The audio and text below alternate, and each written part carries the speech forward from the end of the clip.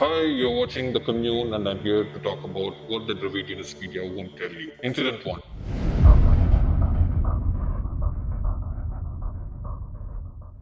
You must have seen the Congress, DMK, and its minions in the media going bonkers about Tamil Nadu Governor Arun Ravi arousing students at a college to chant Jai Shri Ram. Jai Shri Ram! Jai Shri Ram!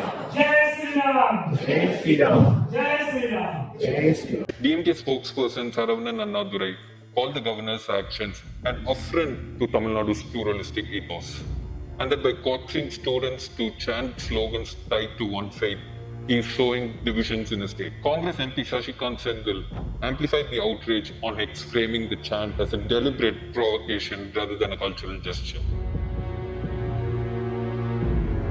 Outdoing both the DMK and Congress, the News Minute's editor-in-chief Dhanya Rajendran went a step ahead, calling for abolishing the governor's post like a true black-red Dravidianist. The News Minute published an article titled, TN Governor Arun Ravi asks students to chant Jai Shri Ram. Educationists seek his ouster. But that's only a half-truth. The News Minute deliberately hid a fact to peddle and amplify DMK's propaganda against the governor.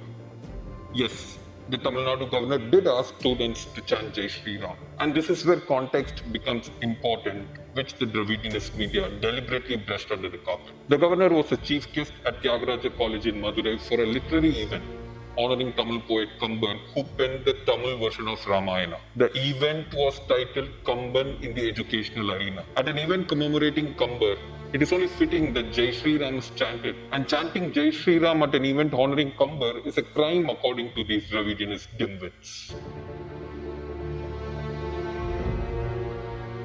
Let's move on to item number 2.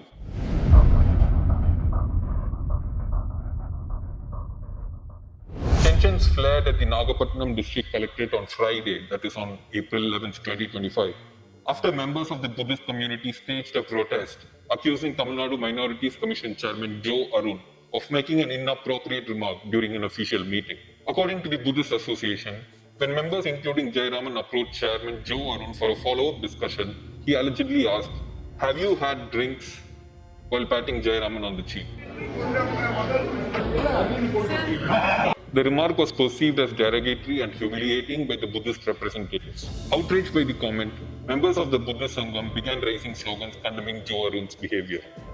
The situation escalated, prompting Chairman Arun to leave the venue.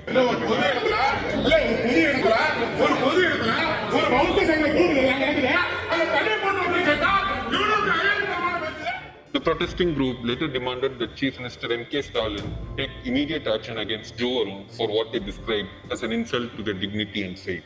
They also called for his removal from the post of Minorities Commission Chairman. It is noteworthy to mention that Father Joe Arun is a Jesuit priest belonging to the Society of Jesus, which also runs Loyola College. Father Joe Arun is the current director of Loyola Institute of Business Administration as well.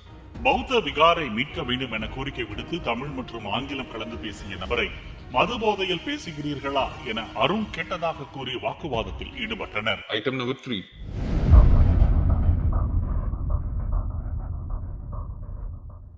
Sanitation workers were allegedly subjected to discriminatory treatment during an event meant to promote equality. The event was led by DMK Minister Rajakannappan himself. For those of you who don't know Rajakannappan, he is the DMK man who sits on a plush sofa while Dalit leader Thirumavalavan sits with his hands folded on a red plastic chair. More than 500 sanitation workers were invited to the function to honor their contributions. But instead of receiving equal treatment, they were made to wait over an hour for food.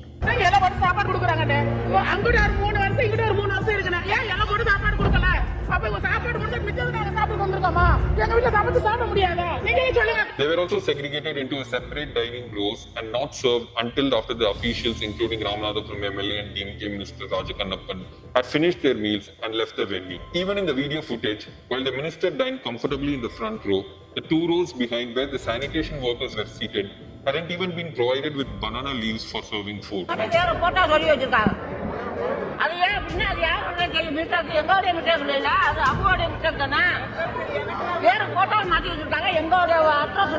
This humiliation sparked anger and disappointment among the workers, who questioned the sincerity of the event's theme of equality. Many voiced their frustration, asking why discrimination persisted even on a day dedicated to Ambedkar's ideals of justice and socialism.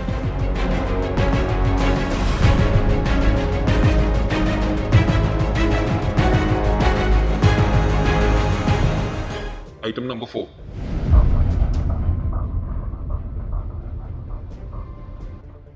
A DMK supporter has been arrested for allegedly threatening DMK Minister P.K. Sekhar Babu. The controversy erupted after an audio recording purportedly of a DMK supporter making threatening remarks went viral on social media. Hello hello சொல்லுங்க.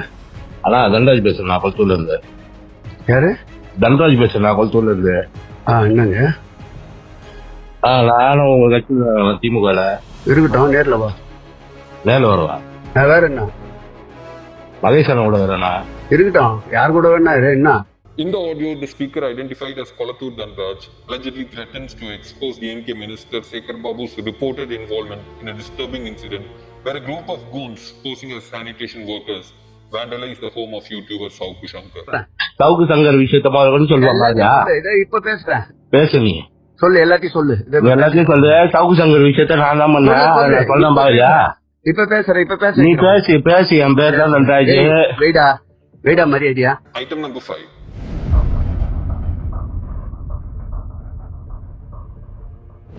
A recent video of DMK Minister K. Ponmudi has ignited widespread controversy and condemnation across social media platforms, with many calling out the minister for his offensive remarks targeting Shaivite and Vaishnavite sects of the Hindu faith. தப்பா நினைச்சாதீங்க மகளிர், ஒரு விலை மாதவியின் வீட்டுக்கு ஒருத்தன் போறான். போகும்போது அங்க அந்த அம்மா கேக்குது, நீ பார்த்து நீங்க சைவமா வைணவமா அப்படின்னு கேக்குது. The video, which surfaced on social media, captures Ponmudi making a crude analogy involving a prostitute to mock religious practices of the Hindu sects, drawing sharp criticism for its insensitivity and vulgarity. அந்த அம்மா சொல்லிச்சான், இன்னும் ஒன்னும் புரியலையே அப்படின்னு. ஒன்னும் இல்ல, சைவம்னா இப்படி, வைணவம்னா இப்படி. In the video, Ponmudi recounts a supposed interaction between a man and a prostitute, where the woman asks the man if he's a Shaivite or a Vaishnavite.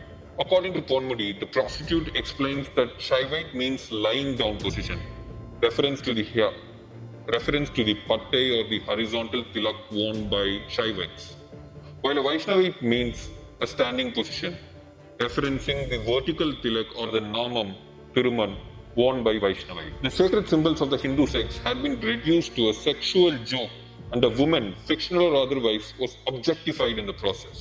இல்ல, சைவம்னா படுத்துக்கிறது, வைணவம்னா நின்னுகிறது.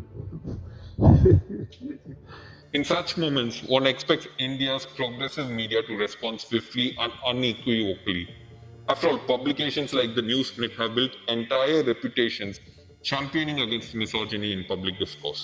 Had the same language been used by a BJP politician, an RSS member, or even a random sadhu, the News Minute's newsroom would have sprung into action faster than you could say patriarchy. Misogynistic mindsets in saffron, Hindutva's dangerous view of women, why BJP's toxic masculinity threatens Indian democracy, and whatnot. We've seen similar headlines before, often within hours of a clip going viral. But when the misogyny and mockery flows from a Dravidian politician whose party thrives on anti-Hindu rhetoric and cloaks itself in social justice, suddenly the outrage pipeline dries up. As of 14th April 2025, the News Minute has published no original reporting, no editorial, and no opinion piece on this incident.